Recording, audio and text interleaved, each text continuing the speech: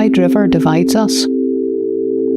A pied wagtail skitters across the parade ground as girls cut the corner to the Peace Bridge, take a selfie with the hills and the wide river, which is lilac in the blinking of their eyes and has a sheen, a semi-solidity until cut open by one jet ski on patrol.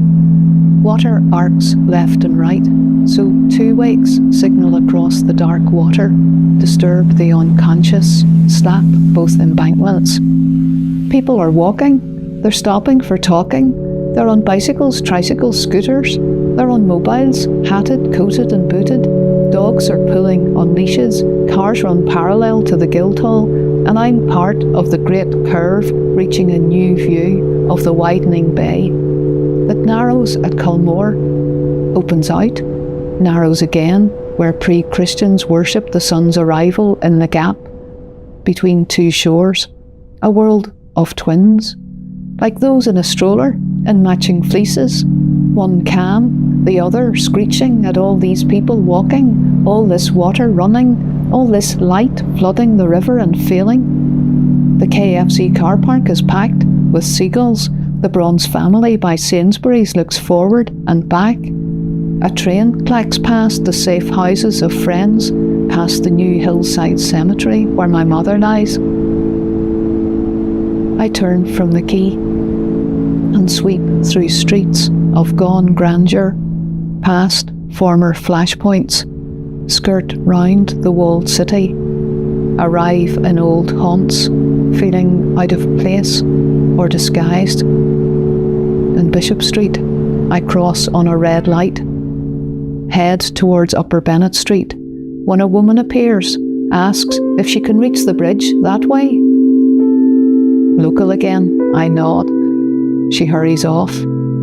But I want to stop her, tell her that I was born and raised here, my mother, my grandmother too, that we had to leave, that thousands left.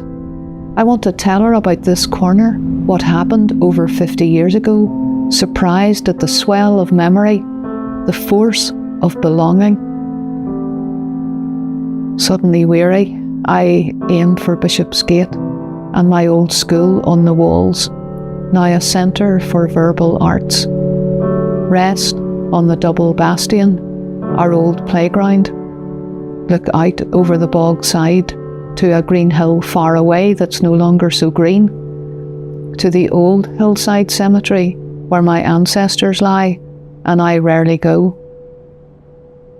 Big murals stare up from the bog at the mute stub of the past, and I wonder where I go from here, by which bridge I should recross the river to get back home.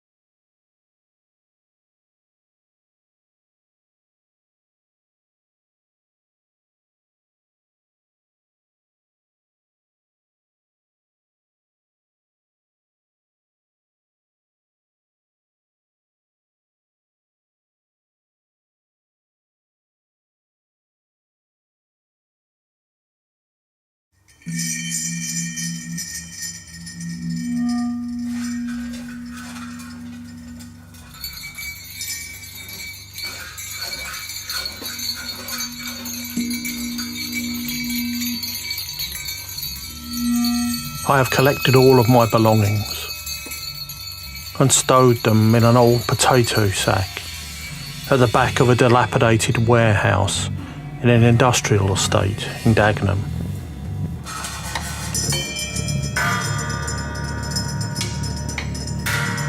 I took them there on an open-backed 174 Routemaster bus, nestled in a crib of discarded ribbon tickets in the understair luggage bay for the duration of the journey. and they are now guarded by the persona of the god, indifference. I have collected everything I could recall of my history and wrapped it in a December 1972 edition of the Romford Recorder, which I found being used as drawer liners in a small Edwardian dressing table, fly-tipped beside the tracks of the Romford to Southend railway line. That parcel is now secreted in the hollow of a tree in a copse by a redundant airfield in the environs of Elm Park, from where no planes now fly.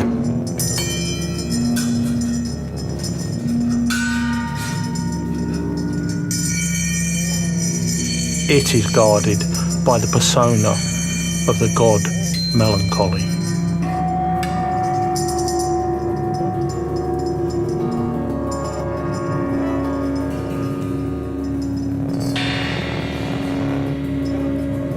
Every word I've ever said or heard I have strung tight in a salt-lined muslin bag, which now lies cold on a slate slab in the pantry of a derelict single-storey house that is unreachable on a traffic island in the middle of the A12. It is guarded by the persona of the god Impatience.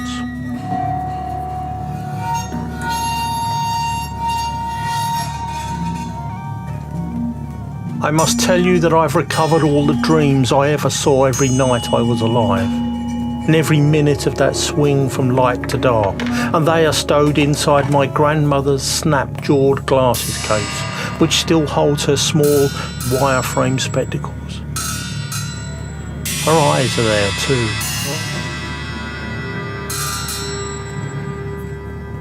It is now guarded by the persona of the god Forethought.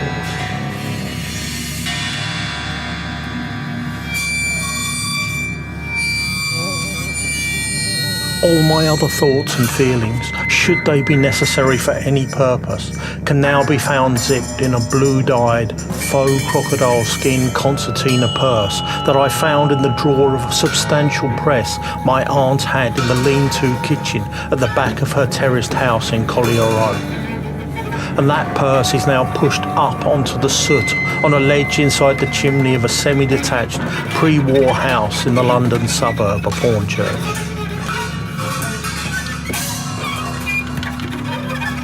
It is now guarded by the persona of the god Indolence.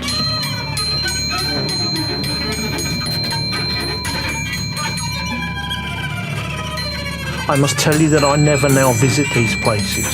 I do not return to the long since sold houses of my deceased relatives. I do not walk the verges of major trunk roads. I no longer haunt deserted minor military establishments. I do not walk the banks or cuttings of commuter belt railways.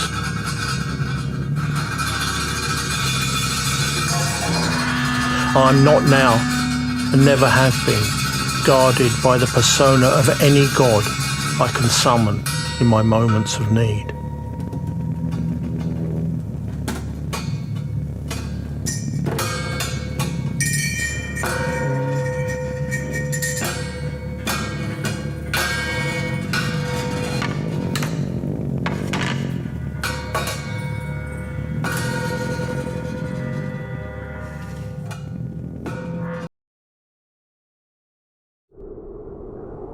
The Wall.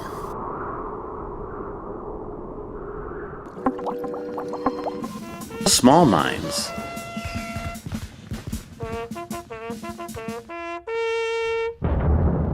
on the other hand, love lines, a dark future of despair. straight-edged, two-dimensional, slashed through sand or upon maps, starkly marking this and that. Small minds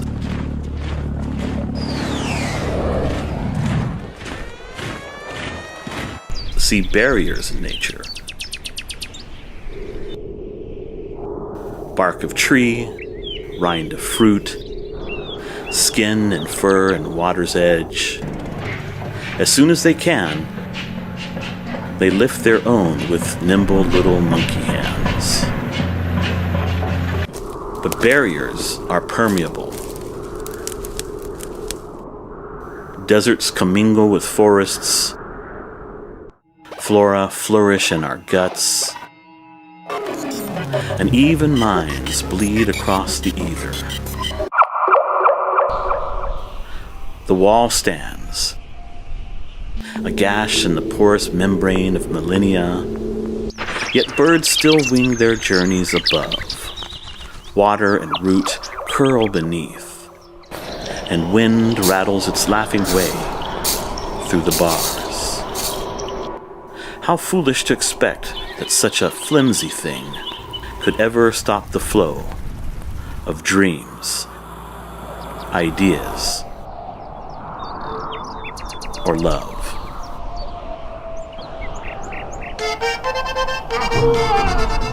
¡Chulas fronteras del norte! ¡Cómo las extraño! No las divisaba desde hacía un año.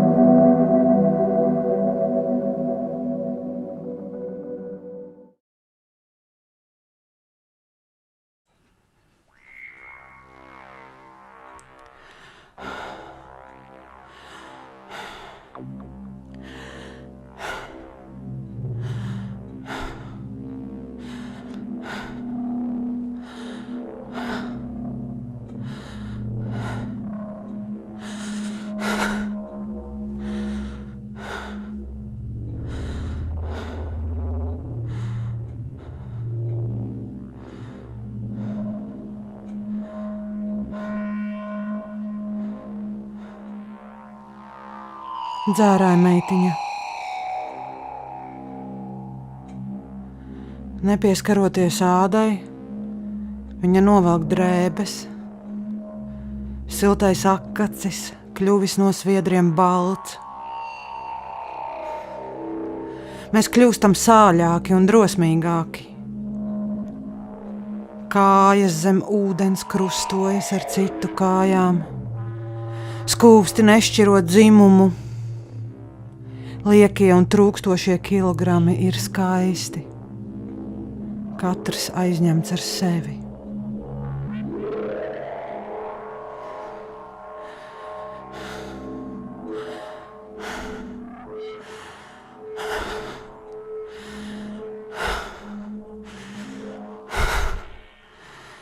Paziņojums.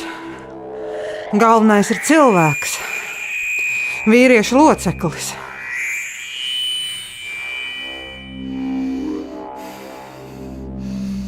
Karsti, nosiekaloti pudeļu kakli, pērnie sīdri un kalvadosi iet uz riņķi.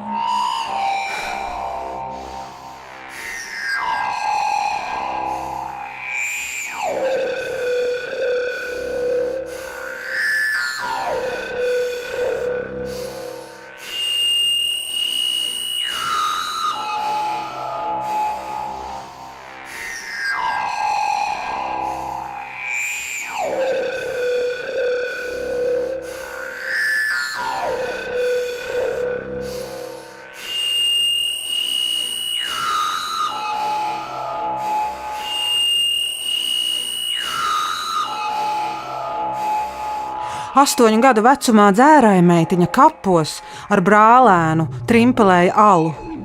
Sapņoja par nākotni un uzkoda desu. Uzauga bez tēva. Tētis daudz metis. Pisies riņķī nav viņu gribējis. Dzērāja meitiņa ir tēva meita. Dzer nost visu, ko jūt.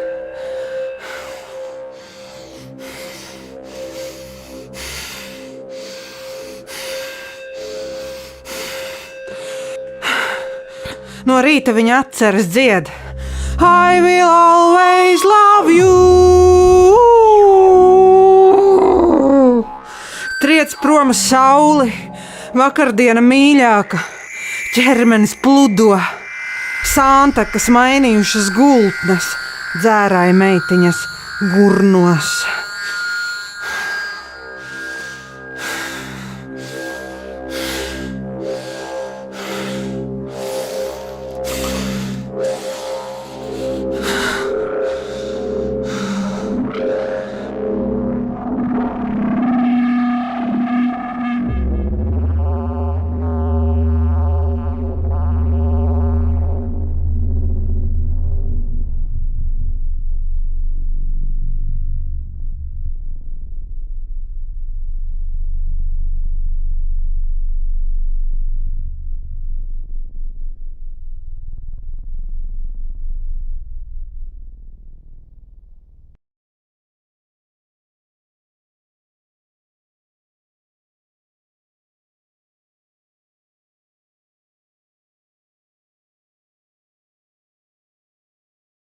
And this is called diving into the wreck.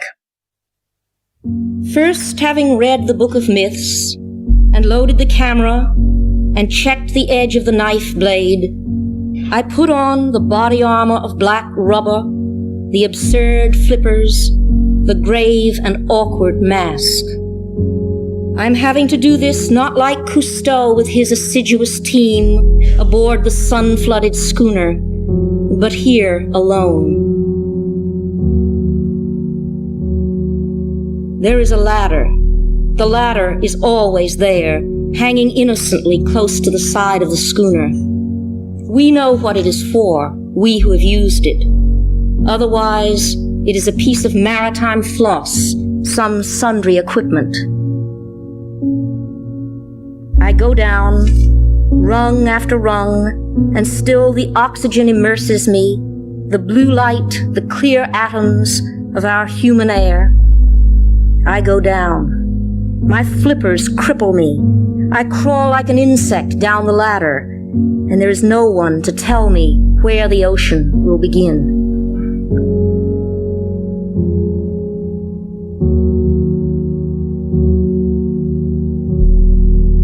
First the air is blue, and then it is bluer, and then green, and then black. I am blacking out, and yet my mask is powerful. It pumps my blood with power. The sea is another story. The sea is not a question of power.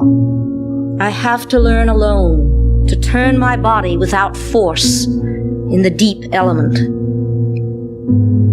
And now it is easy to forget what I came for among so many who have always lived here, swaying their crenellated fans between the reefs. And besides, you breathe differently down here. I came to explore the wreck. The words are purposes. The words are maps. I came to see the damage that was done and the treasures that prevail. I stroke the beam of my lamp slowly along the flank of something more permanent than fish or weed. The thing I came for. The wreck and not the story of the wreck. The thing itself and not the myth. The drowned face always staring towards the sun. The evidence of damage worn by salt and sway into this threadbare beauty. The ribs of the disaster curving their assertion among the tentative haunters. This is the place, and I am here, the mermaid whose dark hair streams black, the merman in his armored body. We circle silently about the wreck. We dive into the hold. I am she, I am he, whose drowned face sleeps with open eyes, whose breasts still bear the stress, whose silver, copper, vermeil cargo lies obscurely inside barrels half wedged and left to rot. We are the half-destroyed instruments that once held to a course, the water-eaten log, the fouled compass. We are, I am, you are, by cowardice or courage, the one who find our way back to the scene, carrying a knife, a camera, a book of myths in which our names do not appear.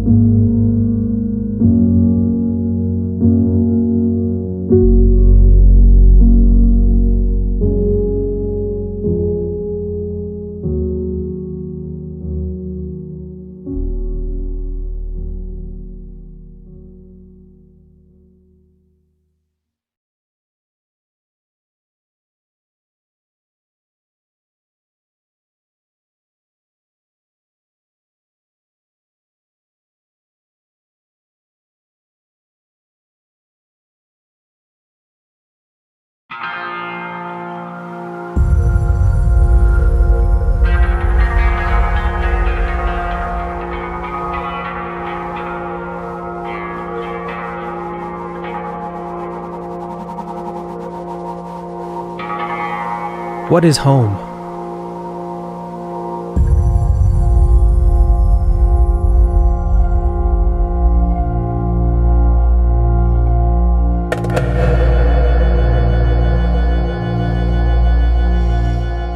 It is the shade of trees on my way to school before they were uprooted.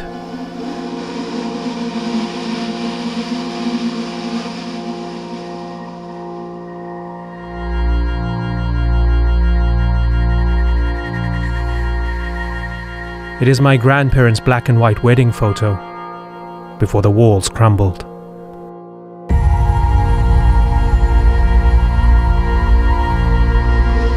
It is my uncle's prayer rug, where dozens of ants slept on wintry nights, before it was looted and put in a museum.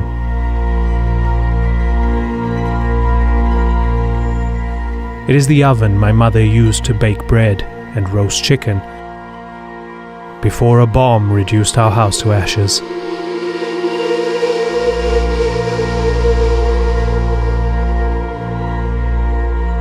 It is the cafe where I watched football matches and played. My child stops me. Can a four-letter word hold all of these?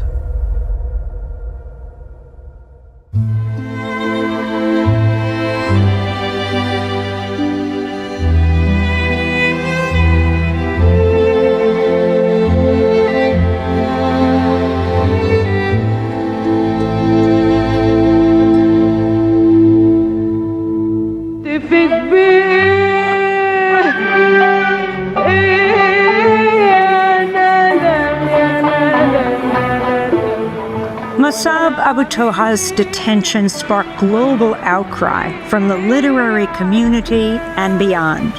His work has appeared in The New Yorker, The Atlantic, The Progressive, and other publications. He founded the Edward Said Library in Gaza. His first book of poetry, Things You May Find Hidden in My Ear, won the American Book Award and was a finalist for the National Book Critics Circle Award. The poetry collection was published by City Lights Books. On Sunday, Musab Abu Toha managed to leave Gaza with his wife and 3 children through the Rafah border.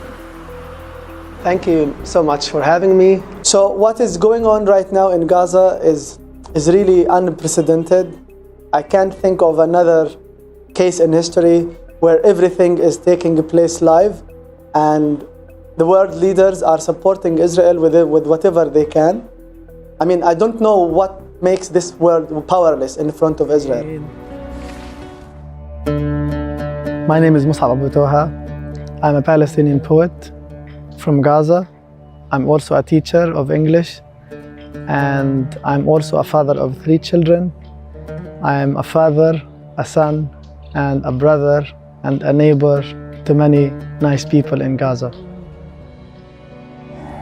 I returned to Gaza from the United States on September 27th, 10 days before the current genocide. I came back to Gaza and then I submitted a request to continue my work as a teacher at UNRWA. I went to work for 3 days and then was October 7th. When October 7th happened, I was at home with my wife and kids. I was getting ready to go to school. My children also were getting ready to go to school. And then we saw some rockets flying into Israel. So the first thing I did as a father and as a son is to go and buy some bread and some necessary things like frying oil, like sugar, like meat. I knew that we will face some difficult days during which we would not find what we need. 5 days later, Israel dropped some leaflets ordering the people there to evacuate. So we evacuated our house in Beit Lahia and we headed to the Jabali refugee camp. So we stayed there for about 4 hours before an Israeli airstrike killed 30 people just 70 meters away from where we were staying. That was the most horrible attack that I witnessed in my life. A few days later, Israel bombed our house in Beit Lahia. So my father used to go to our house to feed the chicken, the rabbits, the ducks, and the pigeons. So one day while he was on his way to feed and put some water for these birds and animals. He didn't find our house. So in my house there was my personal library, my new clothes that I got with me from America. Everything was lost. So there was no house for us to return to, even after this genocide ends. In Gaza, a family would be displaced, not only for one time. We left our house in Beit Lahia, went to an apartment in the Jabal refugee camp, and then after the airstrikes intensified, we had to go to an UNRWA school in the refugee camp.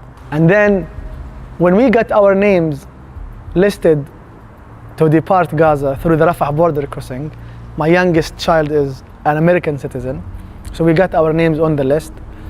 That was November 4th. We tried many times to go to Rafah, to leave Gaza. I mean, me and my 3 children and my wife. But it was a dangerous path to reach Rafah because Israel was on the main street connecting North Gaza and South Gaza. On November 19th, I started my journey with my wife and kids and tried to go to Rafah. But there was an Israeli checkpoint and there were a lot of soldiers pointing their guns at the people trying to cross from North Gaza to South Gaza. They were picking people from the street. So I thought about taking my son and our passports, including the American passport. I thought that I would take my son and the passport and go to them and talk to them. Well, our names are on the list. And this list, by the way, is approved by the Israeli army.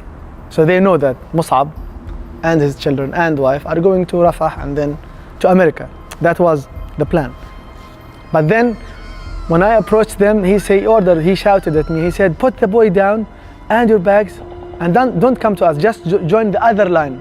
And that's what I did. I just dropped my son and my bags and kept our passports in the hope that I would show them the passports later.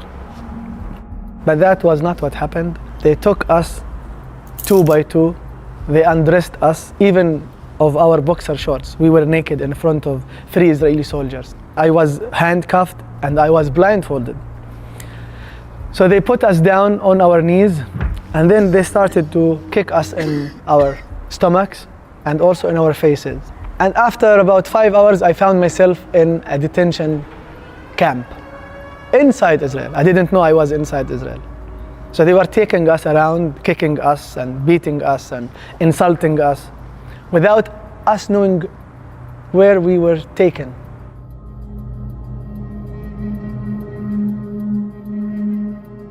I even did not know whether my wife and children were safe because I was separated from them.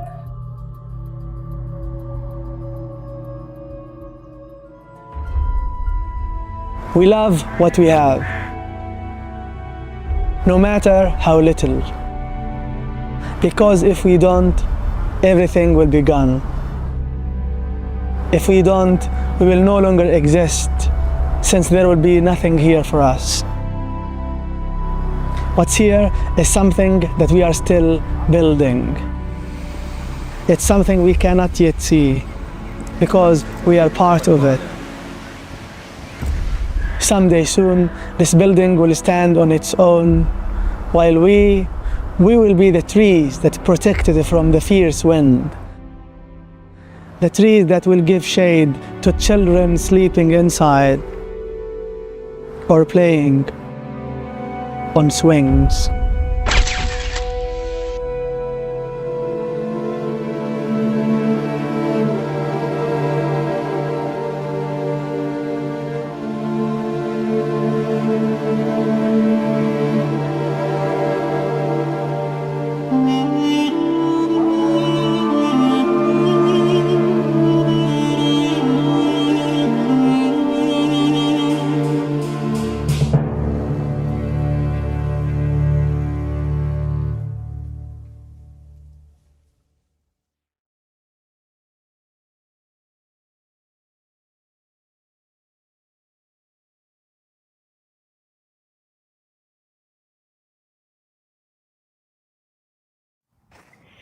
There's a lost cat on the mailbox, on a telephone pole, at a fox crossing sign, a discarded pet carrier next to dirty leaves, and everywhere words, "Clean up after your dog, please," on the lawn edge segment of the cracked sidewalk.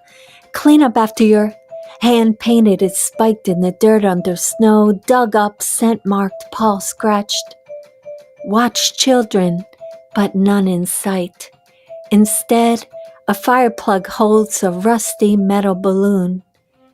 I've nubbed down my weapons to avoid the impulse to rake across my skin. I watch the distracting birds shuffle lock-clawed on the wire, perambulating thoughts to temporarily ignore the incessant subcutaneous sensations as I pass along, sometimes removing a glove to untangle a vine through a fence and let it curl around my fingers like a piece of lost hair. Whatever eyelashes are left collect droplets of water, forming bitty balls of ice, blink when I reach the spot across the street from the county jail. The long field that ends in a curve of trees where I saw a fox shape-shifting turning into the greening in the curve, turning into the horizon where the barren trees scrape the sky. My phone eye reverses the gaze to rough reddened lids, digital dermis branching out, grafting.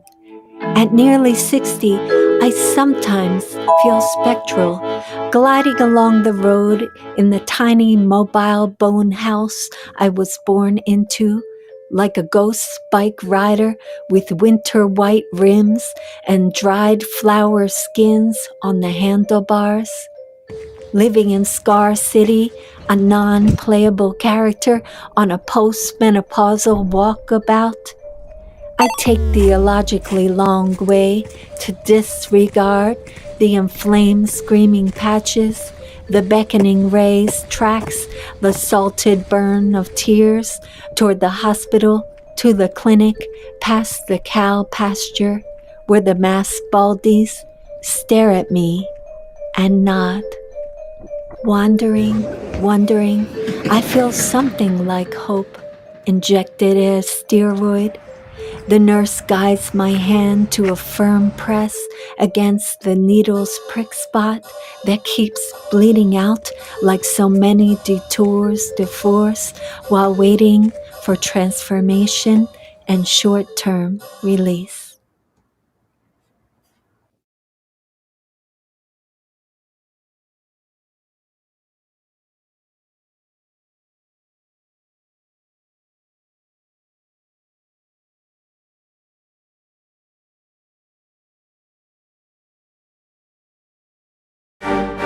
Yeah, yeah, yeah, yeah, yeah, yeah, yeah, yeah, yeah, yeah, yeah, yeah, yeah, yeah, yeah, yeah, what? Yeah. Whose woods these are, I think I know. His house is in the village, though. He will not see me stopping here to watch his woods fill up with snow. Yo, yo, yo, yo, yo, yo, check it out. Yo, yo, yo, yo, yo, yo. My little horse must think it queer to stop without a farmhouse near between the woods and frozen lake, the darkest evening of the year. Yo, yo, yo, yo, yo, yo, obsidian black. Yo, yo, yo, yo, blacker than black. He gives his harness bells a shake to ask if there is some mistake. The only other sounds the sweep of easy wind and downy flake. The woods are lovely, dark and deep, but I have promises to keep and miles to go before I sleep, and miles to go before I sleep. But Miles won't go. He's in Lazarus' tomb. But Miles won't go. Woo! He's in Lazarus' tomb. Gideon will play Miles' trumpet. Gideon will play Miles' trumpet. Gideon will play Miles' trumpet. Boom, boom, boom, boom, boom. Gideon will play Miles' trumpet. Gideon will play Miles' trumpet. Gideon will play Miles' trumpet. Boom, boom, boom, boom, boom. Gideon will play Miles' trumpet. Boom, boom, boom. What happens to a dream deferred? Boom, boom, boom. Does it dry up like a raisin in the sun? Or fester like a sore and then run? Does it stink like rotten meat? Or crust and sugar over like a syrupy sweet? Maybe it just sags like a heavy load. Or does it explode? Explode. But Miles won't go. He's He's in Lazarus' tomb. But Miles won't go. He's in Lazarus' tomb. Gideon will play Miles' trumpet. Gideon will play Miles' trumpet. Gideon will play Miles' trumpet. Go, go, go, go, go. Gideon will play Miles' trumpet. Gideon will play Miles' trumpet. Gideon will play Miles' trumpet. Go, go, go, go, go.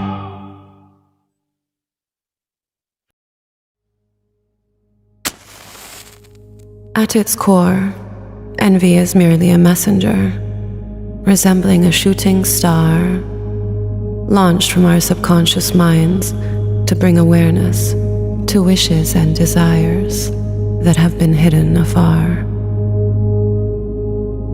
But without mindful observation, without introspection, our egos may take over and convert our sense of lack into vengeful opposition.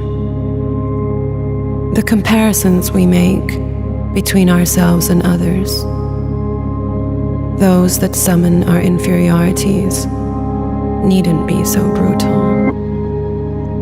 They could be a source of inspiration, a source of motivation, eliciting an outcome that is far more fruitful. All it takes is that we remove the judgment and fear, be curious and ask, why do I feel so angry? What insecurities within me must I resolve and clear?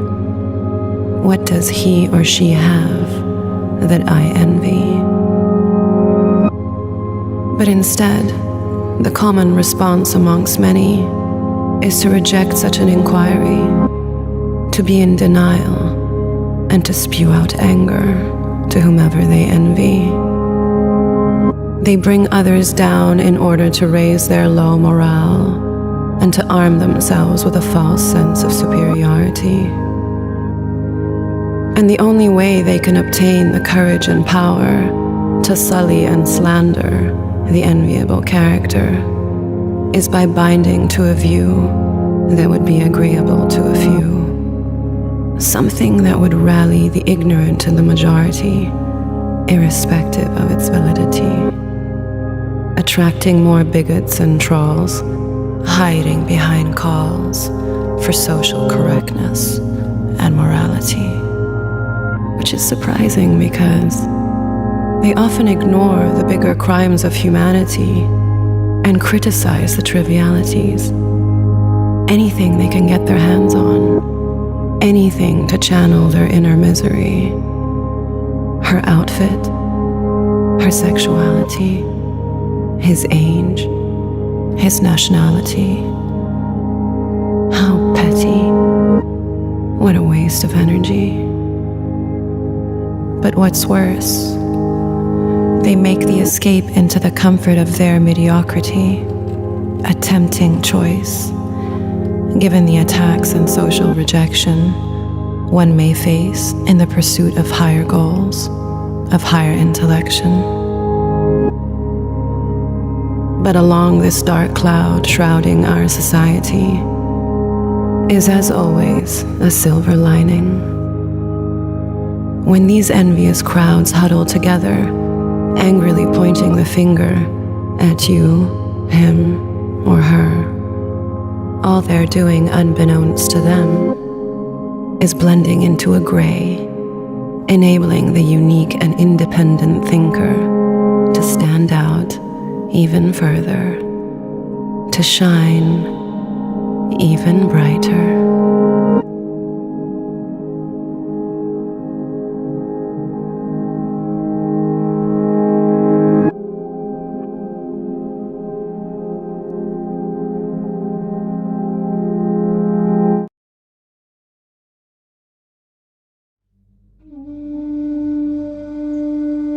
Japanese cherry.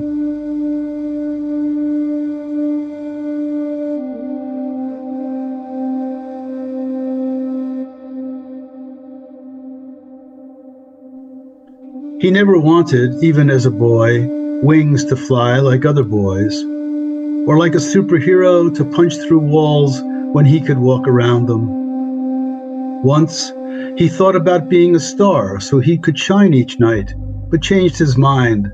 For what was the point of stars except to see their light? No, he always dreamt this is how it could be, to stand in a tree's long journey. New growth around and through him, translucent white blooms from every branch. Here he catches the wind, knows the rhythm of rain, heads straight into the sky, feet rooted in the earth. And he gives shade to those who need it, limbs for children to climb.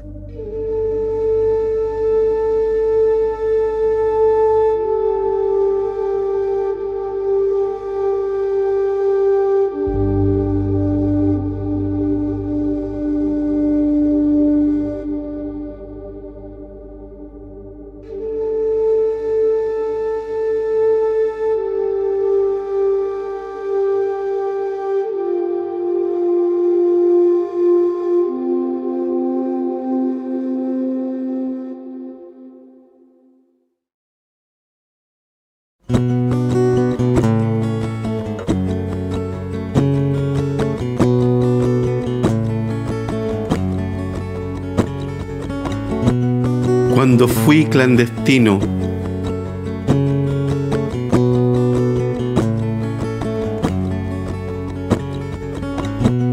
a Víctor Hugo Romo y a Samuel en la visita que hicieron a Nicanor Parra por allá en 1979 en la Casa de la Reina.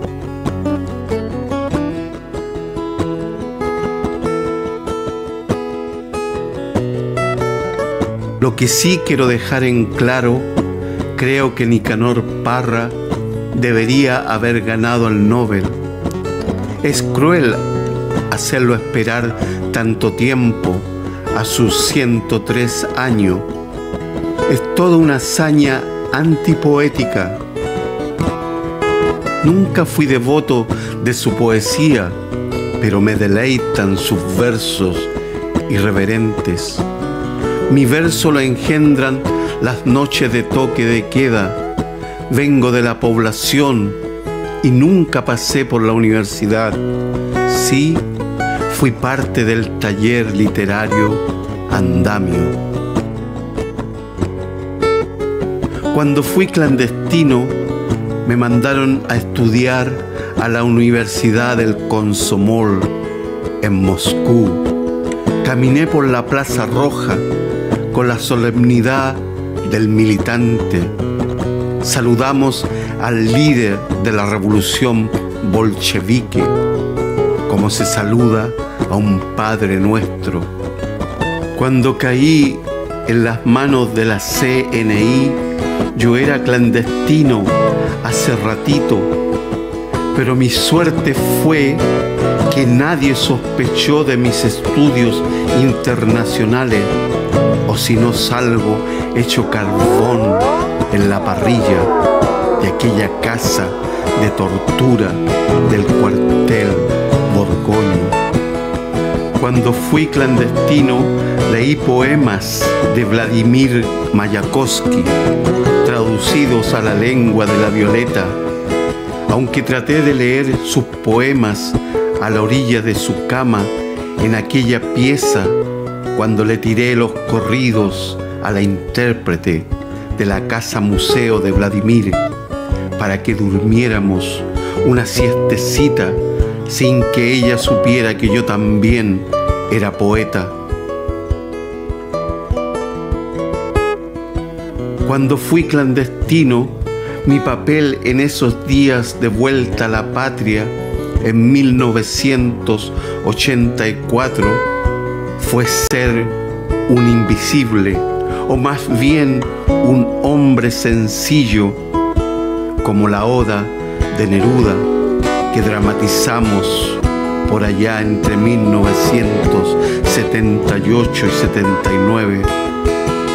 Sí, el teatro callejero de esa época fue como un solcito calentando el miedo que caía en nuestras vidas. sobre esa larga noche cuando fui clandestino.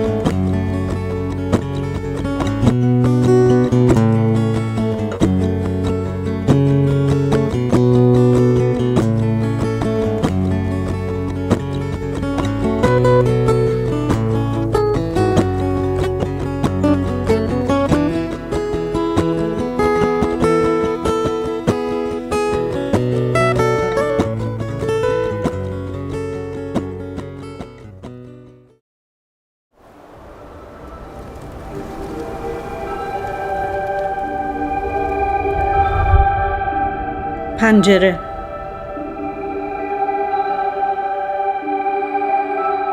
یک پنجره برای دیدن، یک پنجره برای شنیدن، یک پنجره که مثل حلقه چاهی در انتهای خود به قلب زمین میرسد و باز می شود به سوی وسعت این مهربانی مکرر آبی رنگ. یک پنجره که دستهای کوچک تنهایی را از بخشش شبانه عطر ستاره‌های کریم سرشار می کند و می شود از آنجا خورشید را به قربت گلهای شمعدانی مهمان کرد.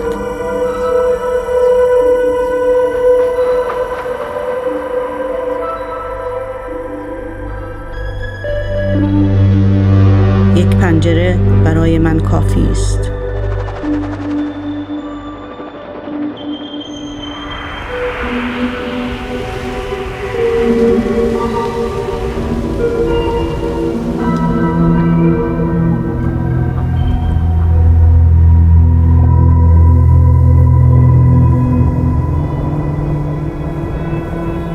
من از دیار عروسک ها می آیم، از زیر سایه های درختان کاغذی، در باغ یک کتاب مصور، از فصل های خشک تجربه های عقیم دوستی و عشق، در کوچه های خاکی معصومیت، از لحظه‌ای که بچه‌ها توانستند بر روی تخت حرف سنگ را بنویسند و سارهای سراسیمه از درخت کهنسال پر زدند.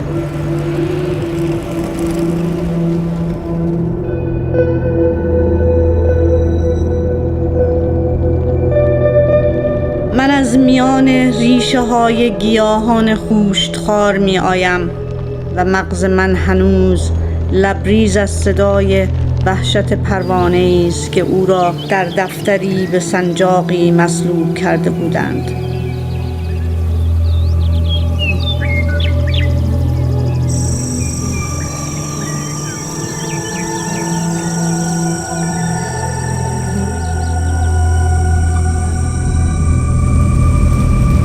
وقتی که اعتماد من از ریسمان سست عدالت آویزان بود، در تمام شهر قلب چراغ‌های مرا تکه تکه می‌کردند. وقتی که چشم‌های کودکانه عشق مرا با دستمال تیره قانون می‌بستند و از شقیقه‌های مضطرب آرزوی من فواره‌های خون به بیرون می‌پاشید. وقتی که زندگی من دیگر چیزی نبود، هیچ چیز به جز تیک تاک ساعت دیواری، دریافتم باید دیوانه‌وار دوست بدارم. یک پنجره برای من کافی است، یک پنجره به لحظه آگاهی و نگاه و سکوت کنون نهال گردو آنقدر قد کشیده که دیوار را برای برگ‌های جوانش معنی کند. از آینه بپرس نام نجات دهنده‌ات را. این زمین که زیر پای تو می‌لرزد تنها تر از تو نیست؟ پیغمبران رسالت ویرانی را با خود به قرن ما آوردند. این انفجارهای پیاپی و ابرهای مسموم آیا طنین آینه‌های مقدس هستند؟